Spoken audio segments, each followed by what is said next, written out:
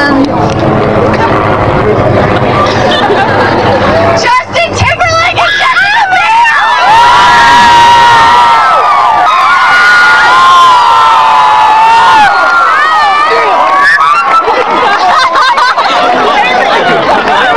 Are you excited now? Oh my God.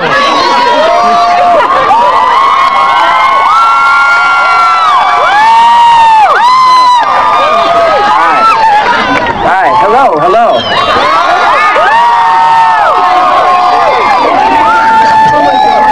All right, so here we are. Are you excited? Oh, great. Thank you. Good job. All right. So obviously this is not our normal stage. I usually hide behind a guitar or a piano or something. I hide behind somebody else's words. I never do anything live, and this is, I think we're pretty nervous. I'm Jessica Biel, you might know me from TV 7 Heaven. You might know me from the Mickey Mouse cover. I'm recent world tour where I am amazing. Yeah, shucks. So, neither of us are half as eloquent as Barack himself, so we have cheat sheets. Just so we can remember what we really want to say. Yeah, we had some things we really wanted to say, and so I don't want to forget them. But that's why we're here. We don't usually do this, but it's that important. And also, I mean, you think about this election, and I mean, I grew up in Tennessee, okay? And yes, it's a great state. Also heavily Republican, but no, that's hey, okay. Listen. But the point I'm getting at, Republican until, I guess, this year. The point that I'm getting at, not anymore. As you look at this election, and now more than ever, this election right now is not about Democrats or Republicans. It's just about being American. Amen. We're out here as your fellow citizens. Yeah, I'm not here as some dude who writes goofy songs, or you know, we're here as Americans. We're here as humans. We felt like this is something that we had to do. I and Jess, we've never publicly endorsed a candidate ever, but I know me personally, I've never been more inspired by one person. So we're not here to tell anybody what to think, just want to tell you to think, okay? I'm pretty sure we all have the same ideas and the same values when we get to talking about it. But since we have the mic, we're going to tell you what we think. So I think we're obviously here about, you know, first and foremost, let's talk about registering the vote and voting, okay? So here, anybody between 18 to 29? Most of us. So if you're 18 to 29, raise your hand. 18 to 29. Okay, it's mostly everyone. Okay, wait, no, keep them up. So everybody over here, put your hands down. Everybody, and then a couple of you put your hands down. Okay, so that's a little less than half of you. Okay, you people, last election represent, you all represent 18 to 29-year-olds in the last election in America. You people did not vote. That's crazy, right? Well, okay, you only represent the last election. But that's crazy to me, you know, so you look at the issues, Less than half of those people, of the youth of America, did not vote. You look at That's crazy. It's crazy to me. I mean, I even did an absentee ballot in Florida, so hopefully my vote got counted. That's questionable. But you think about it, it's like if you don't vote, you look at the issues at hand. I mean, you don't have to turn on CNN to see what the economy is doing right now. I mean, it's everywhere.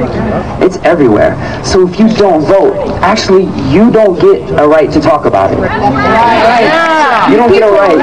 The people who were your age 8 years ago, 4 years ago, they're kicking themselves. They did not use their voice to to say what they believed in. Yeah, Whether it was because they forgot or because they were lazy, they didn't send in their ballot, they didn't go, they didn't want to stand in the line. Whatever it was, kicking themselves. I mean, you think about Nevada itself. Is everyone here like from Nevada? Okay. LA?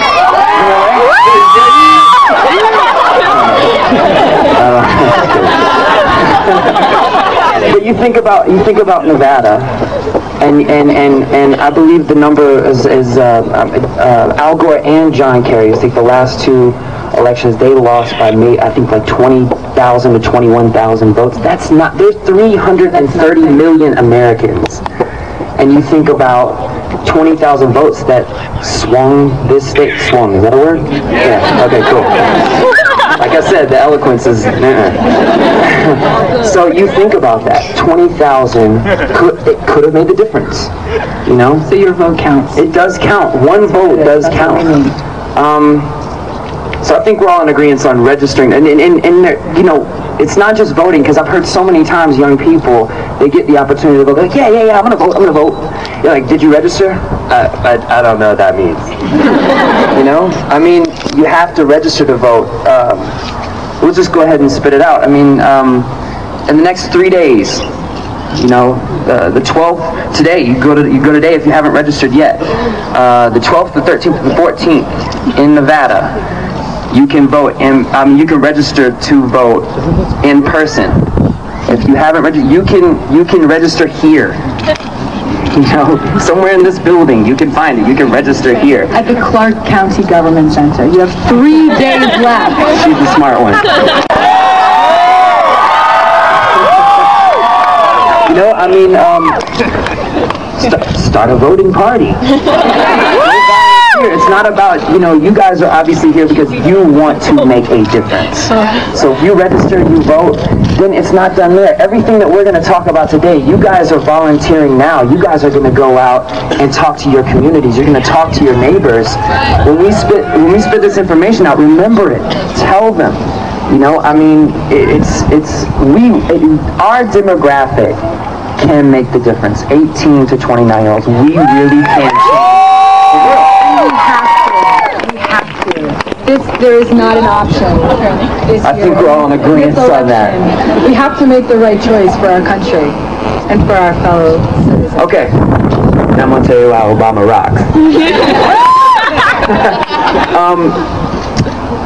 We'll just start with it. We'll start with a hot topic like the Middle East affairs, like the war.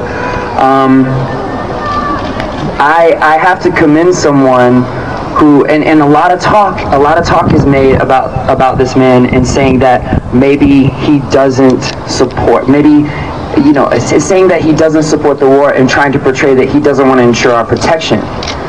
And I believe the quote was something like, I don't want to paraphrase or misquote, you know, someone, but I believe the quote was something like, I'm not against war, I'm just against dumb wars. Right. You know? And I don't think for 1 second that he's against our protection. I think we all agree that whoever our leader is should be concerned with our protection. But I think that he stood up for what he believed in saying that he didn't like the course we were taking. You know, and you look at, I believe there was a poll yesterday, 86% of Americans think we have gone the wrong course on the war. We have. I mean, I agree with you, you know, but also 86% agrees with you. And I think that's sort of a hands-down number to say we need a change. We need a different strategy. We need someone who has a clear-cut strategy. And from everything that I've heard about what he has to say about it, it's a clear-cut strategy. So. And you know, one of the ways to support our troops is to bring them home safely and with honor. No brainer.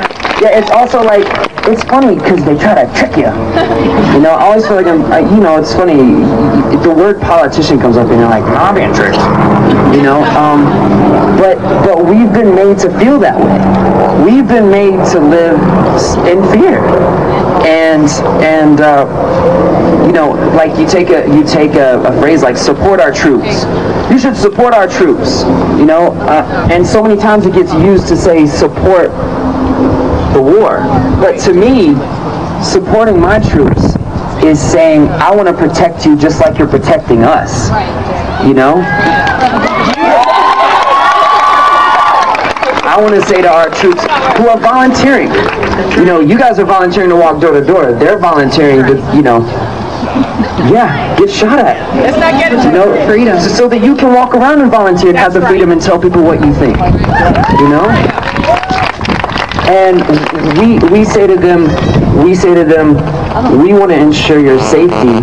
We don't want to deploy you unless it's absolutely necessary. And I gotta tell you, in my opinion, I feel like we lied to them. So, there's one. Yeah, another one would be, I am supporting Barack Obama because I support women's rights. I support a woman's right for equal pay. I support a woman's right to choose. To do to her body what she wishes. And I don't know if you guys know, but we are one vote away from Roe versus Wade being overturned. That's crazy. Really scary to me. I think that's really scary. And it's going to be really important for the next president of our country to be able to protect that right for women. And what's going to happen is there's up to 3 Supreme Court judges are going to be retiring soon. And whoever's going to be our president will be appointing new judges. And we need people in those positions who are going to protect that right for women, because nobody should be able to say what you can do with your body. Nobody but you. I obviously agree.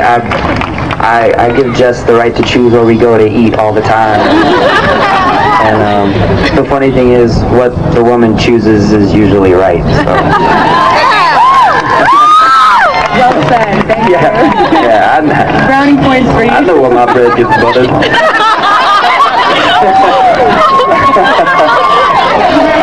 How about this one? I like this one. We just gathered some information. You know what I mean? So we'll spit this out at you. After the first presidential debate, I believe someone in the media called Barack Obama a know-it-all. Know-it-all. They called him a know-it-all. And so I thought that was funny, because I was like, oh, okay. Because I want my president to know it all. When was it not cool for the leader of our country to be smart? To be smart. When did that happen? 2000. Yeah, well, you know. Speaking of that, I mean, for the last, I'd say in my career for the last 12 to 14 years, you know, I've had the fortune of being able to travel abroad. Is there anyone who's traveled outside of the country? Anyone who's traveled outside of the country recently? Yeah, okay. So I've been traveling outside the country, you know, back and forth for the last, I would say, 12 to 14 years. So you think about that, that's 1 Clinton term, 2 Bush terms. I mean, you think about it that way. That's exactly what it is. And I gotta tell you, I mean, from my experience, and it's only natural you get into a conversation when topics become so hot on America, being that we've always been the backbone of the world. You get into conversations, political conversations with people from their country. And you know, I think it's, you know, you hear it sometimes third party, and those of you who raised your hands and said you traveled recently, I think you'll agree with me. The perception of us has changed dramatically. You know, I got into a really, we just recently went to Europe, and we went through Germany, and I got into a conversation with someone, and there were words that got thrown around like bullies, you know, and radicals. And I found that very interesting, that the same thing that we're being told, with the same words that are being used to describe the people that we're protecting ourselves from, the radicals, we're being called that as well. You know, so sort of like, you get to the point you're like, oh yeah, I guess enough is enough. You know? you know? When we were in Germany, we saw bumper stickers. Obama 08. Bumper stickers. In Germany. In Germany! I mean, the rest of the world cares. They are watching this. They want us to make the right choice. They need us to make the right choice. You know, I mean, hands down, I asked, we went to Germany, we went to Italy, we went to all these different places, and hands down, because the election is so close, I just read and were like, well, who you want to see in the White House? I mean, hands down, I never heard another name, you know? And guess what? It rhymes with your mama. You know, like, it was, I never heard another name. And you think about, take the city of Berlin, okay? Most of you are what, 20 to 25? Yeah, okay. 20 to 25? Okay, so you're talking about, you're close to 20. Good enough. You're close to 20. You're talking about Berlin. The Berlin Wall went down, I don't know, 20 some odd years ago. You're talking about a city that just, I mean, is as old as you in segregation. That's right. In freedom. And you're looking at this year, I think there was an Obama rally, 200,000+. Just people from Berlin and in Germany. I mean, they showed up at this rally. So, and they were waving American flags. You know what I mean? You know, they weren't saying Yankees go home. You know, so I think because we have always been a staple, we've always been the backbone of the world, we've always been the moral authority. I think that the world roots for us. Okay, so 40, that rounds up to about 45. 43.5% tuition has gone up. That's exorbitant. By the way, in the last 8 years, does that seem sort of like a pattern to anybody? You know, I love because I have a soft spot in my heart for college kids because I'm a record. And, no, but also because I didn't get that experience, you know, and I wish that I would have.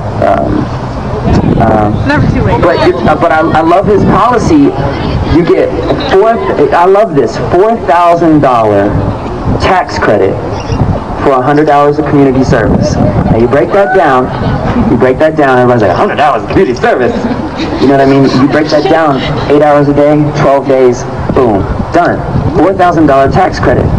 I mean, that's money that goes to you for your education. And you don't have to worry about working, you know, a job on the side to try to pay that tuition. Plus, it gives you something to be a part of. I know anyone who's done community service, it makes you feel good. Well, I'll say this too. It's part of what we need to do as a community. You guys live in Las Vegas, and I think we'd all agree there's plenty of ways you can get yourself into 100 hours of community service here. So, why not get the $4,000 tax credit to go to school? Bada bing, bada boom. And be a part of something that makes a difference for somebody else in your community. That's American. Yeah, that's American. Help your fellow